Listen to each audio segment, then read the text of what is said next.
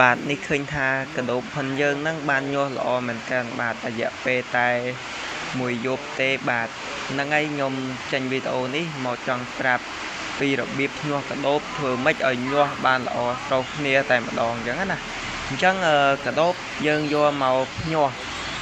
យើងគួរតែស្រកករងវាច្រកករងវាឲ្យចិត្តទៅបាទចងវាឲ្យចិត្តបាទចាំពេលដល់ថ្ងៃវាចិត្តញាស់ចាំយើងបើកករងវាចំហបាទអញ្ចឹងកដោបរយៈពេលតែ7ថ្ងៃទៅ10ថ្ងៃទេគឺវាញាស់ហើយបាទអញ្ចឹងយើងច្រកបេវាចឹងមកយើងចងវាចិត្តចាំដល់ថ្ងៃវាញាស់យើងបើកមាត់ករងហ្នឹងចំហមកដើម្បីឲ្យកដោបហ្នឹងវាធ្លាក់ចុះមកដីអញ្ចឹងណានេះគឺជាសកម្មភាពកដោបរបស់យើងកំពុងតែញាស់បាទរយៈពេលមួយយប់ទេបាទគឺញាស់ច្រើនមែនតើបាទប្រហែលជាស្អែកហ្នឹងប្រហែលជាញាស់អស់ហើយបាទឃើញថាញាស់ល្អមែនតើបាទអញ្ចឹងបេរបស់យើងដែលយើងយកមកដាក់កដោបហ្នឹងអញ្ចឹងយើងរើសមើលបេដែលល្អស្ដើងកុំឲ្យក្រាស់ពេកយើងយកបេណាស្ដើងមកដើម្បីដាក់វាឲ្យវាញាស់បាទបន្ទាប់មកកដោបយើងញាស់មកហើយអញ្ចឹងយើង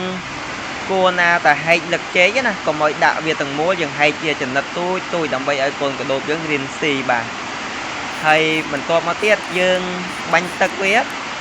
វាតាមមុងណាដើម្បីឲ្យវាផឹកទឹកបាទកដោបក៏វាត្រូវការចិត្តទឹកដែរដើម្បីវាផឹកណាកុំឲ្យវាស្ងួតអញ្ចឹងយើងបាញ់តាមគិនមុងរបស់យើងនឹងមកដើម្បីឲ្យកដោបវាឡើងមកផឹកបាទហើយយើងបាញ់ទៅលើសត្វកដោបនឹងផងដែរទៅបាទយើងកុំឲ្យដាក់ទឹកនៅក្នុងស្នូកកដោបណាបើសិនជាយើងដាក់ក៏យើងដាក់តិចណាកុំឲ្យដាក់ច្រើនពេកការពារកុំឲ្យកដោបយើងហ្នឹងវាលាស់ទឹកណាកាលណាយើងដាក់ខ្លាំងពេកកដោបរបស់យើងហ្នឹងវាលាស់ទឹកអញ្ចឹងវិធីដែលល្អបំផុត